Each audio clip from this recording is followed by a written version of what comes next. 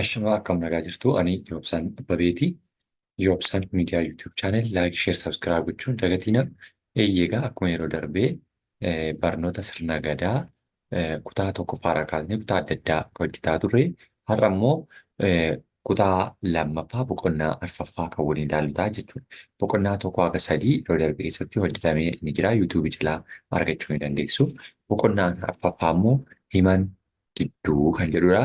Himan didduu jechuun egaa haala ittiin daa'imman barsiisan yookiin immoo namoota gurguddaallee waan tokko tokko irraa akeekkachiisan kan nu hubachiisudha jechuudha. Kanaaf sirna gadaa keessatti Oromoon seenaa yookiin immoo durduubee isaa karaa inni ittiin daa'imman barsiisu, namoota hubachiisu fi kallattii hundayyuu waan qabaatuuf jechuudha. Kutaa gajjallaa keessattis haala himamsaa yookiin afaanitti darbuun dur kan haasa'amaa ture amma immoo gara kitaabaatti jijjiirame yookiin gara barreeffamaatti jijjiirame kan walitti himamudha jechuudha. Himan didduu jedheetu fakkeenya yookiin immoo waraabessaan fakkeenya fudhatee jira. Maali gochaa jira? Haala fakkeenya waraabessota kanaati jechuudha. Waraabessoonni kun maal hojjechaa jiru? Waraabessi dulloomaa kuni warreen keessa jiran kanaan ijoollesaa kana gorsaa ture. Keessa kanatti loontu kufee jira. Sa'a kufee jiru kana nyaachuudhaaf isaan maal godhan? Irra keessa kanarraa gara bowwaa kanaatti lixu. Bowwaa kana keessa garuu karaan ittiin deebi'anii ba'anii jiru. Sababni isaa isaan achi keessa lixee karaa baatu dhabdeetu kan isheen achi keessatti rakkatte. Kanaaf isaan achi keessaa ba'uu hin danda'an jechuudha. Kanaaf madiddeen du'an didduu jechaan jirti jechuudha. Kanaaf egaa barreeffama isaas mootii dur waraabiyyiin jaha bosona keessa waliin jiraatu. Meeqatu waliin jiraata? Jahatu waliin jiraata jechuudha. Shanan dargaggeeyyii yoo ta'an tokko immoo jaarsa ture yookiin kan dulloomeeru jechuudha. Gaafa tokko beela'anii soorata barbaaddachaa osoo deemanii sangaa hallayyaa bu'ee bahuu dadhabee argatan. Warra dargaggeeyyii sun hallayyaa bu'anii nyaachuu fedhan. Jaarsichi garuu sangichi hallayyaa seenee bu'uu akka dadhabeetti himuun akka hin buune akeekkachiise. Isaan garuu didanii seenuun sangicha nyaatan. Guyyaa biroo waraabessi yoo jaarsichi achiin darbu waraabiyyiin shanan karaa bahan dhabanii achi keessaa ijaachuu yookiin dhaabbatu. Maal nu wayyaa ba'uu dadhabne beellis nu fixee jedhanii jaarsa waraabisaa tokkicha isaan gorsaa ture gaafatan. Isinitti himnaan diddanii afur ta'aa tokko nyaadhaa jedheen. Afur ta'anii tokko nyaatan. Ammas guyyaa biroo jaarsi dhufnaan gaaffii wal gaafatu fakkaatu gaafatan. Sadii ta'aa tokko nyaadhaa jedhe biraa sokke. Osoma wal nyaatanii lama hafan. Amma hoo maal nu wayyaa jedhanii gaafatan. Kan caalu haa nyaatu jennaan waraabessi jabaan isa laafaa nyaate. Guyyaa biroo ammoo amma hoo maal naa wayyaa jedhee gaafate. Himan didduun du'an didduu atis taa'ii du'a eeggadhu jedheen jedhama. Sababni isaa walii isaanii eega nyaatanii fixaniitii amma dhumni isa kam tafe jira isa tokkichaaf inni tokkichaaf hima didee lixe waan ta'eef innis kan isa nyaatu waan hin jireef amma duuti dhuftee isa nyaattutti du'a isaa eeggataa jechuudha. Kunis kan hin nu hubachiisu bineensa fakkeessineetu kan nuti ittiin wal barsiisnu yookiin wal gorsinu jechuudha malee bineensatu akkanaatti walitti haasa'a jechuu miti. Kan walitti haasaa kanatti uumu dhala namaati jechuudha. Dhalli namaa haala kana ilaalee taateewwan kana ilaalee fakkeessee bineensa fakkeesseetu akka namni waan sirrii hin taane tokko hin hojjenne karaa inni ittiin wal gorsu sirni gadaa Oromoos kana barsiisaa jechuudha. Gorsa didduun miidhaa akkamii qabaa? Gorsa didduun miidhaa inni qabu waan hin hojjetin jedhame tokko balaa keessaa bahuu hin dandeenye keessatti nama kuffisuu danda'a. Du'aan lubbuullee balleessuu danda'a jechuudha. Dubbisa kanarraa maal baratte? Dubbisa kanarraa wanti baratamu tokkoffaa gorsa namoota gurguddoo yookiin namoota hubatoo dhaggeeffatanii itti fayyadamuu fi maaliif na gorsaa jira? Maaliif yoom na gorsa? Eessatti na gorsa? Akkamiin na gorsa? Isa jedhu addaan baasanii beekuuf nama fayyada. Gorsi jaarsaa maal fayyada? Gorsi jaarsaa qalbiidhaan akka waa hordofan suutadhanii akka waa xiinxalanii gadi fageenyaan hubatanii fi balaatti akka hin galle nama barara. Waraabiyyiin shanan osoo gorsa jaarsaa dhagaan ta'ee maal ta'u turanii bowwaa sana keessa lixanii sangaa sana nyaatanii ofiis immoo wal nyaatanii waliin fixan turanii garaagarummaan jaarsaa fi dargaggeessaa maali?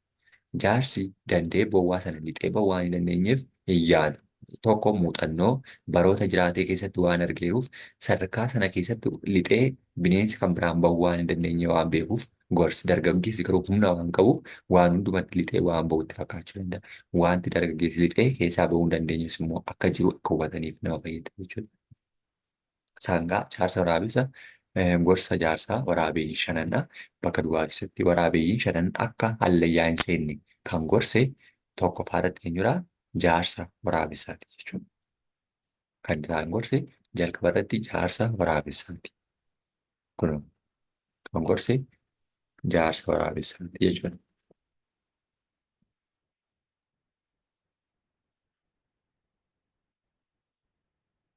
Jaarsa waraabessaati. Gorsa didanii lama maal ta'anii maal godhatanii waraabeyyii shanan kan isaan nyaatan. Gorsa jaarsaa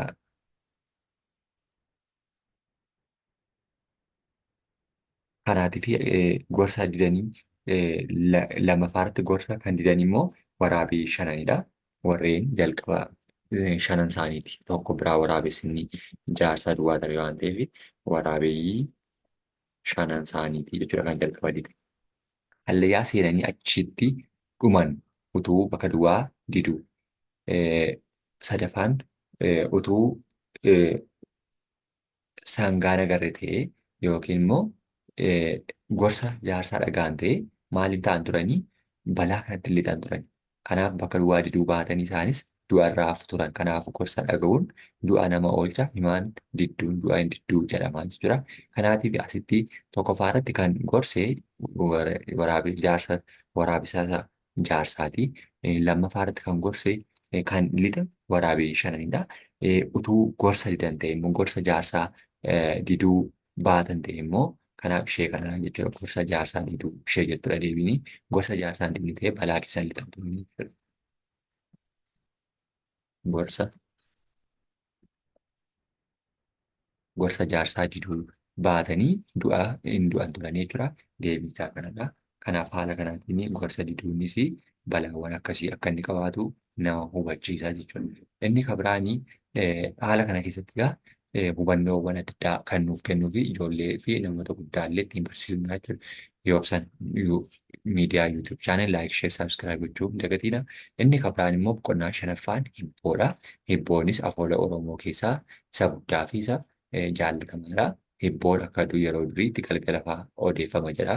Haala namni wal ga'ee mana taa'ee yeroo ibidda qaqqaamatan yookiin immoo yeroo qorraatti jechuudha. Kun haala kanaan gidduu ta'anii lama lamaan gabaa gamana godhanii yeroo isaaniitti hibboo wal gaafatanidha jechuudha. Hibboonis afoola Oromoo keessaa isa ergaa guddaa dabarsuu hibboon ergaa bashannansiisoo ta'anii kan wal gaafatamudha. Nama lamaaf nama oliin jechuudha.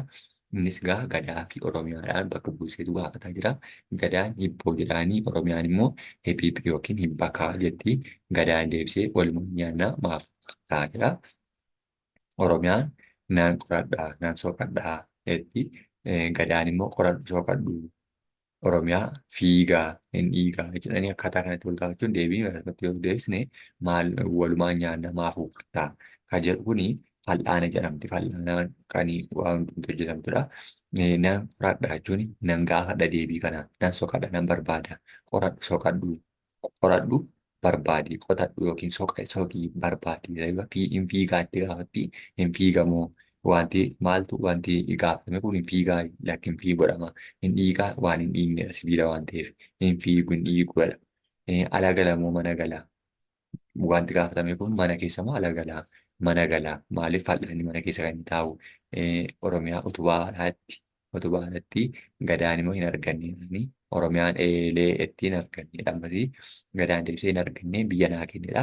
Biyya naa kenna jechuun egaa namni dadhabe tokko yookiin namni mo'ame biyya namaaf kenna. Biyya namni hin kennuuf waan ta'eef kanaan biyyallee akka ofii tifatan jaalala biyyaa qabatan illee hibboodhaan barsiisuu danda'u jechuudha. Oromiyaan maal jetti jimmaan fudhadhu dammaan si qabeedha jettiin buna afaan si kaa'ee naanii narrabsiinii jettiin jimma biyya bunaa ta'uu isaa immoo akka ittiin agarsiiste jechuudha. Gadaan immoo jimma koo argadhee maalan dhabaa aannan qe'ee keessaa na yaa'a bunni ooyiruu na jiraa ansiin hin arrabsu waaqni diina kee haa caccabsu hiddii walitti nu jiraa hiddi walitti nu jira kanumaafan siif hilaa jedha. Deebiinsaa maal ta'a? Fal'aana ta'a jechuudha. Deebiinsaa xumura irratti mul'ata. Maaliif arrabni kan biraan ni jira. Isheen garuu afaan kee dammaan qabeeraa waan jettee biyya kennitee fi waan ta'e mo'amuu ishee waan mirkaneessitee fi kan isheen arrabsine wanni jechuudha. Kanaaf inni si arrabsuu hin dandeenye deebiin fal'aana ta'e jechuudha. Inni kan biraa hibboon lamaan waliin gadi dubbisii bakka duwwaa guuttidha. Tola ishii hibboo ayyaantuu hibib tola ishii karaan gibee naannoo karaan gibee naannoo kan jedhuuf deebiinsaa yeroo baay'ee kan naannoo keenya keessatti beeknudha. Gundoo kan ta'edha jechuudha. Gundoon naannoftu deebiin ishee deebii ayyaantuu yookiin immoo ayyaantuun biraaf deebi'u gundoo taati jechuudha. Ayyaantuu tola ishii lubbuu hin qabu jettee gaafatti qabamuu hin qabu lubbuu qabamuu hin qabu lubbuu hin qabu tola ishii mana gala ayyaantuu fossoo itti tola ishii hin arganne foksoo yookiin fossoo itteetti hin arganne itteetti sababni isaa immoo deebiin isa isheen barbaaddeetti waan ta'eef tola ishii hin arganne ayyaantuu boojjitoo itteetti deebiin boojjitoo hin arganne ayyaantuun karaan gibee naannoo deebiinsaa gundoodha jechuudha. Gundoo tola ishii argatteetta boruu ibboo waaqoo hibib boru ganamaan gara gaara ganamaanan gaara gidduun farda magaalaa waaqoo lubbuu qabamuu hin qabu boruu qaba yookiin hin qabu jedhanii waaqoo alamoo mana galaa ala galaa itti deebisa. Qeemoo hurufa jira hurufa waaqoo riqicha boruu hin argannedha ammas waaqoo fudhu maal fudhu guutiinaa kenni waaqoo fantaallee siif kenne boruun immoo fantaallee sanarratti deebi'e ammas gaaffii gaafatan waaqoo adaamaa fudhu adaamaa koo argadhee maalan dhabaa lafa xiyya itti faladhee itti qaladhee achuma itti buufadhee ribaa itti ribaa dhaabbadhee itti dhibaafadhee gosa goshoon nyaadhee gaayyadhee horooressaan bobbaafadhee haroo waaqa obbaafadhee moonaa xiyyaa kormatu bookkisaa moonaa keetii jinniitu wal bookkisaa jedhetu itti geerara. Fardi kooraan hin dandabsu kan caalaa sin arrabsu fardi budaan dhiitee lafa jala si dabarsu deebiin laga yookiin galaana ta'a jechuudha. Galaana yookiin laga isa jennu sana ta'a jechuudha. Deebiin farda boruu fi kanii isaan wal gaafataa turan boruu fi waaqoo jechuudha. Haala kanaatiin wal gaafatamaa kan deemu ta'a jechuudha. Inni kan biraanii wal maddii teessii wal hin agartuu ijadha. Anaa waamanii ati maaf nafaana kaattaa gaaddiduu ofiin nyaattuu namaan laatu foon mataatti baata kormaan daakootii kormaa lukkuu godoo gamaa balballi ishee lamaa godoo balballi ishee lamaa kan jedhu funyaanii kanaaf haala kanaatiin ilaaluu dandeenya jechuudha. Yoo isinitti tole yoo ibsan miidiyaa yuutuub chaanel laayik sheer sabskiraayib gochuun hin dagatiin.